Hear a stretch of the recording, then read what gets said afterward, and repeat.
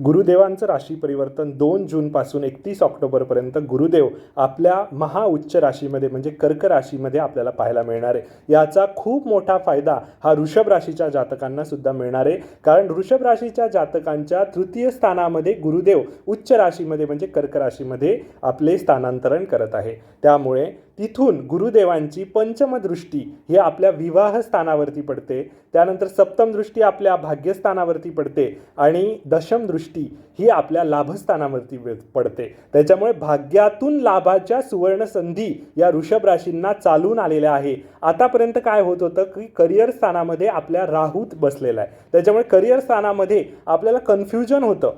कोणत्याही गोष्टीमध्ये आपल्याला आतापर्यंत चालू असणारे सर्व कन्फ्युजन हे या जून ते ऑक्टोबर या पिरियडमध्ये आपले दूर होणार आहे। त्यामुळे कन्फ्युजन आपले आतापर्यंत जेवढे चालू होते तर करिअरमध्ये आपल्याला समजत नव्हतं की कोणता पाऊल मला आता उचलायचं आहे, पण आता तुमचे सर्व रास्ते खुले होत आहेत।